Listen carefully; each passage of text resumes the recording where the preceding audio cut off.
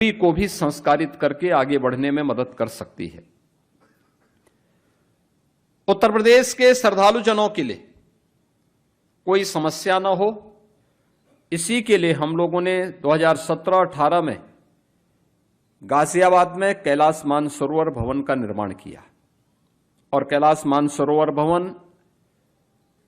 इस यात्रा के प्रथम पड़ाव में, जब विदेश मंत्रालय के द्वारा सभी प्रकार की औपचारिकताओं को पूर्ण किया जाता है, उन औपचारिकताओं को पूर्ण करने के दौरान उनके लिए ठहराव का प्रथम पड़ाव, उस पड़ाव के निर्माण के लिए, और वह कार्य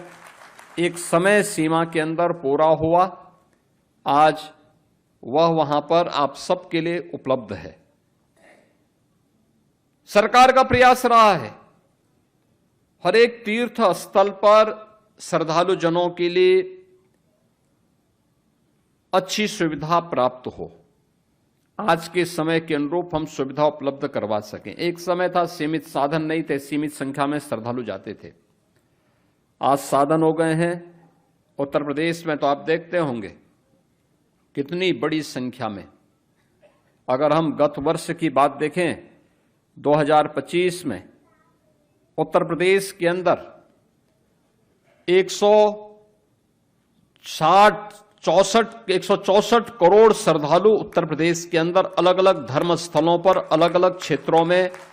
आए, जिसमें 66 करोड़ तो अकेले प्रयागराज महाकुंभ में आए।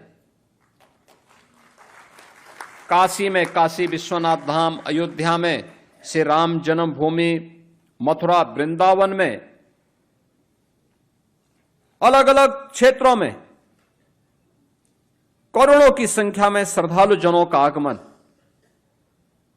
एक चुनौती भी है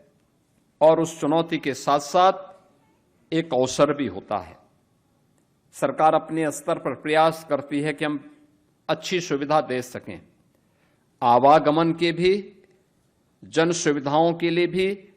और जो भी श्रद्धालु जन पर्यटकगण आते हैं उनके लिए अच्छी सुविधा वहां पे उपलब्ध हो सके।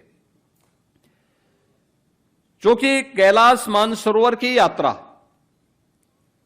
उत्तर प्रदेश सरकार उत्तर प्रदेश के अंदर और भारत सरकार भारत के अंदर सुविधा उपलब्ध करवा सकती है, लेकिन इसके बाहर दूसरे देशों को इस सुविधा के साथ जुड़ना होता है और उस समय उनका व्यवहार ये किसी से छुपा हुआ नहीं है। जैसे तैसे वो यात्रा वहां पर श्रद्धालु जनों के द्वारा संपन्न होती है, लेकिन फिर भी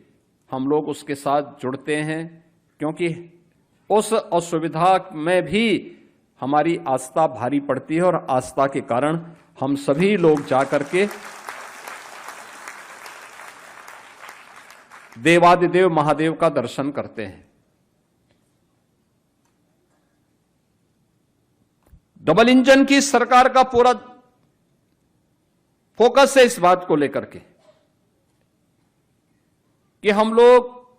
इस क्षेत्र में जो संभावनाएं हैं उन संभावनाओं को तेजी के साथ आगे बढ़ा सकें और उन संभावनाओं के माध्यम से प्रदेश के विकास और इसके माध्यम से नए रोजगार के अवसर भी उपलब्ध करवा सकें। ऐसा नहीं, आज के दिन पे तो उत्तर प्रदेश में लखनऊ में भी, अयोध्या में भी, काशी में भी, प्रयागराज में, चित्रकूट में, विंध्यवासिनी धाम में, नैमिषारण्य में, मथुरा वृंदावन में, सुखतीर्थ में, बौद्ध पर्यटन से जुड़े हुए केंद्रों में, अन्य तीर्थ स्थलों में पर्यटन के लिए और पर्यटकों के लिए ढेर सारी सुविधाएं पिछले 8-9 वर्षों के अंदर सरकार ने उपलब्ध करवाई हैं।